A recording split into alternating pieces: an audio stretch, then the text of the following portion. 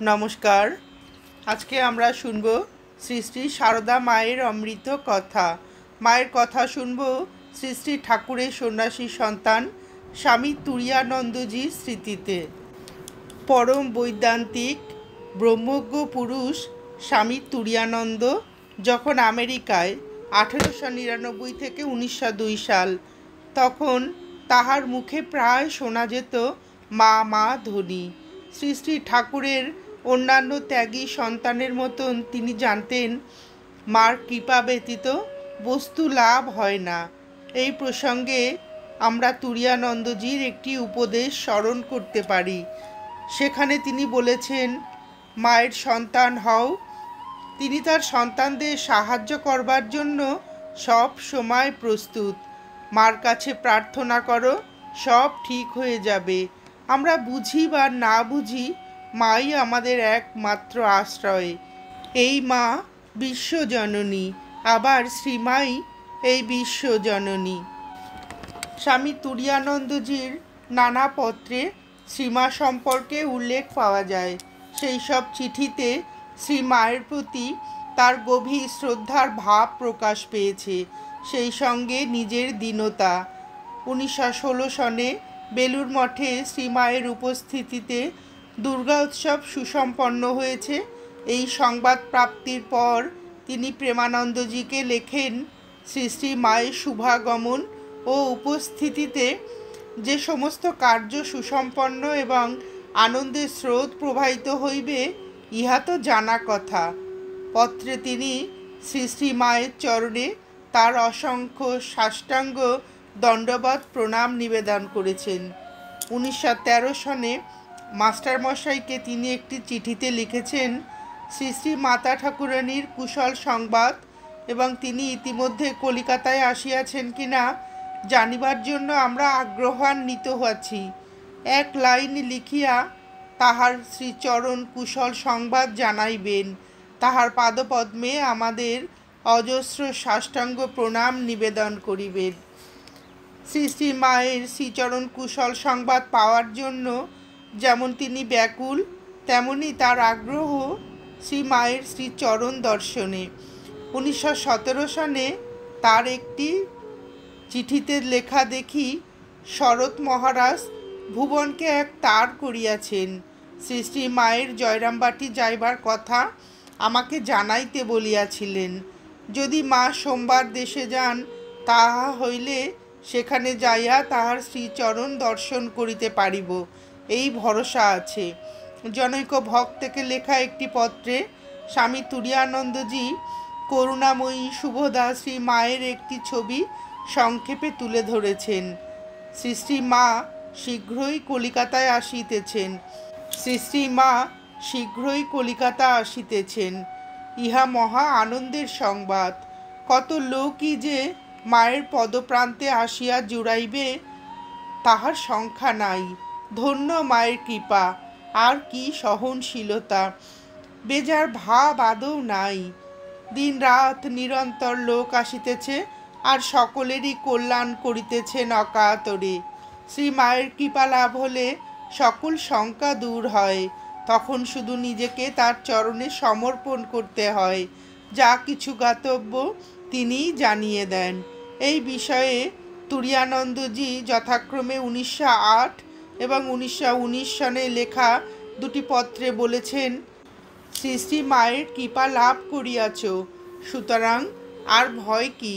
এখন আনন্দে ভগবানে আত্মসমর্পণ করিয়া নিশ্চিন্তে থাকো। মঠে আসিয়াছিলে, শ্রী শ্রী মাতা ঠাকুরানীকে প্রণাম করিয়া তাহার কৃপা লাভ করিয়াছ, জানিয়া বিশেষ সুখী হইলাম। তাহার কৃপায় সকল বিষয়ই জানিতে পারিবে। গুরু ইষ্ট অভেদ, এ তত্ত্ব তিনিই কৃপা করিয়া জানাইয়া দেন। ভক্তির পরিণতি সমর্পণে। শ্রী শ্রী মায়ের চরণে সব কিছু সমর্পণ করতে পারলে জীবন পূর্ণ হয়ে ওঠে। একথা তুরীয়ানন্দজি মনে প্রাণে বিশ্বাস করতেন।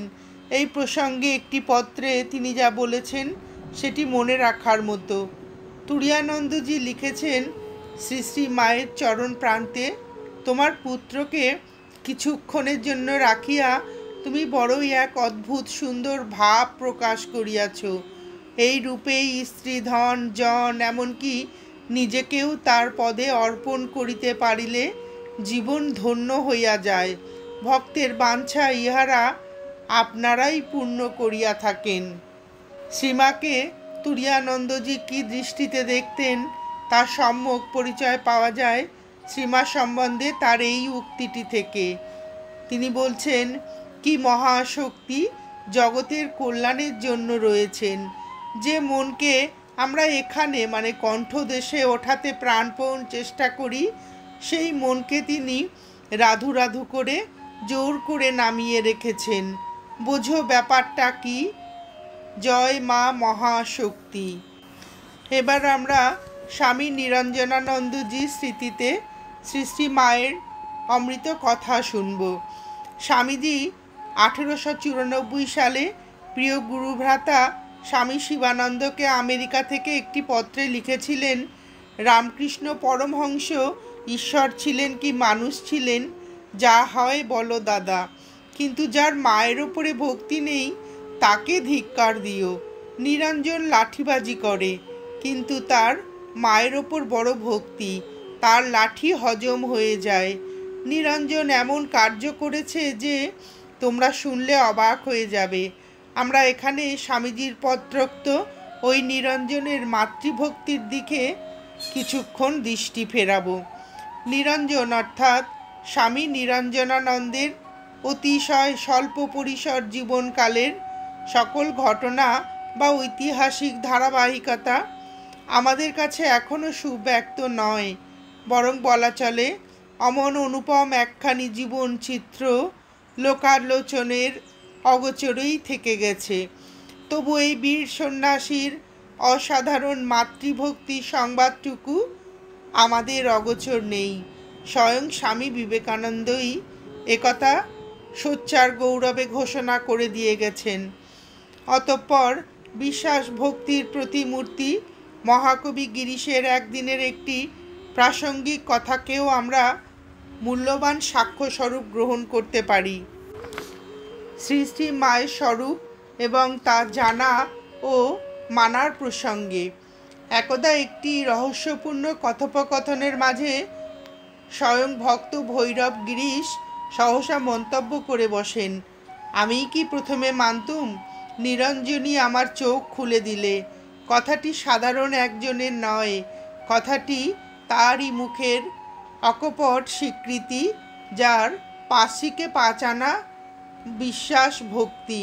এ কথার সূত্র করতে গেলে তদানীন্তনকালের ভক্ত পরিমণ্ডলের ভাবধারার সঙ্গে একটু পরিচয় থাকা বাঞ্ছনীয়।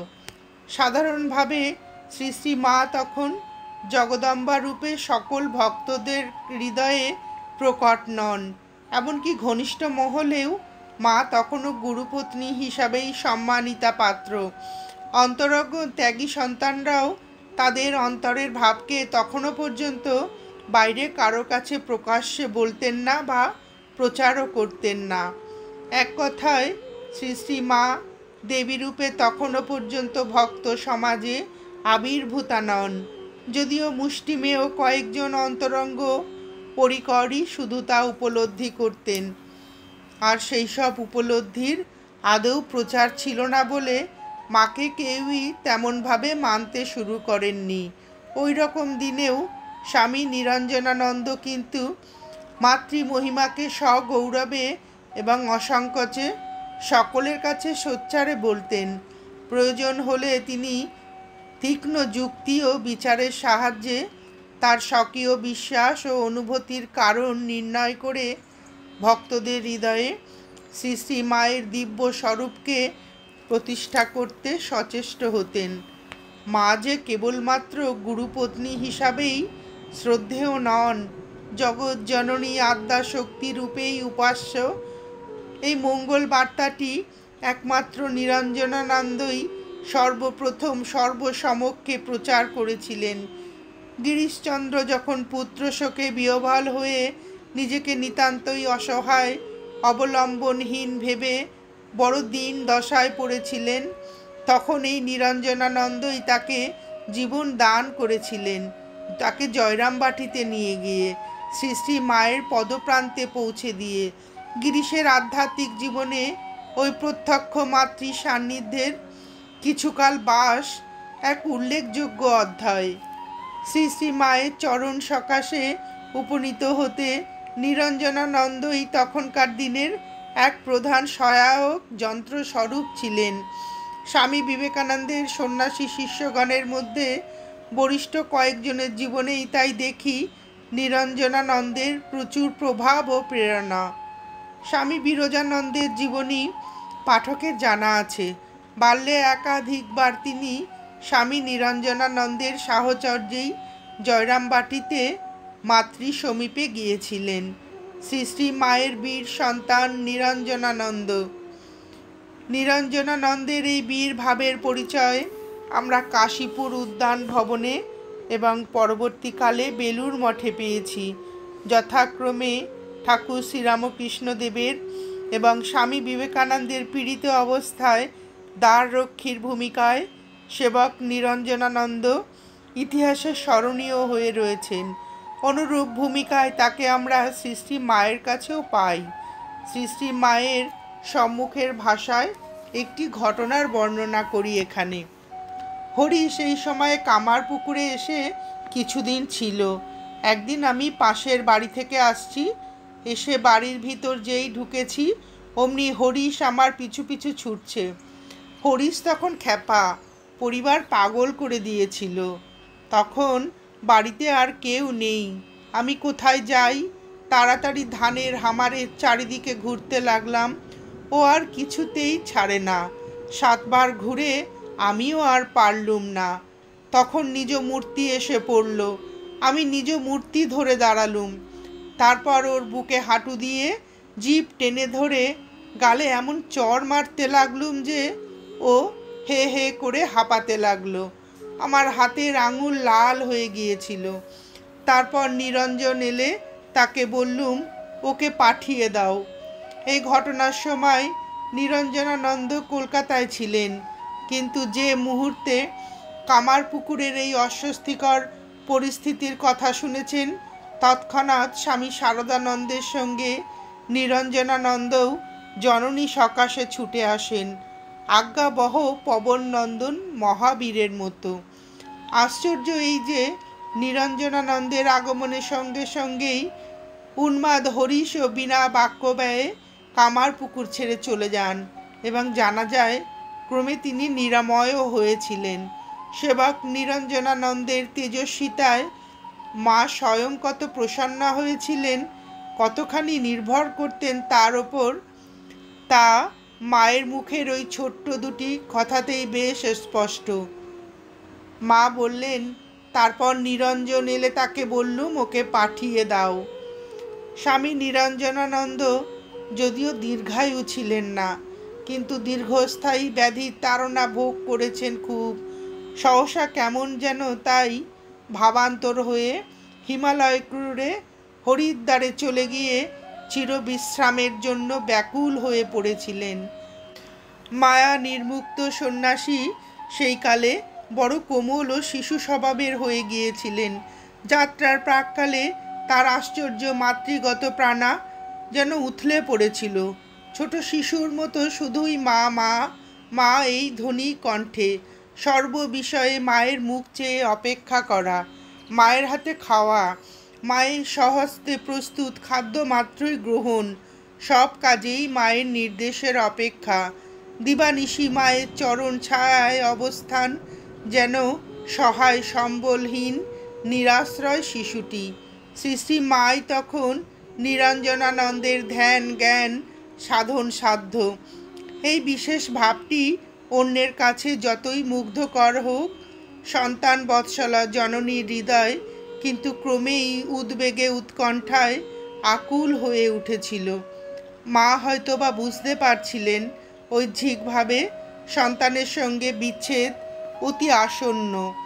অবশেষে একদিন সত্য সত্যই সন্তান মাতৃচরণে প্রণতি জানিয়ে বিদায় প্রার্থনা করে বসলেন। অবোধ শিশুর মতো নিরঞ্জনানন্দ মায়ের চরণ দুখানির উপরে লুটিয়ে পড়ে আকুল ক্রন্দনে ভেঙে পড়েন তখন। আবার আবদারও ধরলেন যেন মা সদা সর্বদা অনুক্ষণ তার সঙ্গে সঙ্গে থাকেন, এক ক্ষণের জন্যেও তিনি চরণ ছাড়া না করেন। শ্রী শ্রী মাও অগত্যা ছলছল নেত্রে অঙ্গীকার না জানিয়ে পারেননি। জননীর আশীর্বাদ ও সম্মতি লাভ করে নিরঞ্জনানন্দ হরিদ্বার যাত্রা করেন। সেটাই ছিল তার শেষ যাত্রা। নমস্কার, আজ এ পর্যন্তই। শ্রী শ্রী ঠাকুরের সন্ন্যাসী সন্তান স্বামী তুরীয়ানন্দজি এবং স্বামী নিরঞ্জনানন্দজি মহারাজের স্মৃতিতে শ্রী শ্রী মায়ের এই অমৃত মধুর অমৃত কথা শুনে আপনাদের ভিডিওটি কেমন লাগলো জানাবেন। শ্রী শ্রী ঠাকুর ও শ্রী মায়ের আশীর্বাদ আপনাদের সকলের মাথার উপর অঝোর ধারায় বর্ষিত হোক, এই প্রার্থনা করে ভিডিওটি শেষ করছি।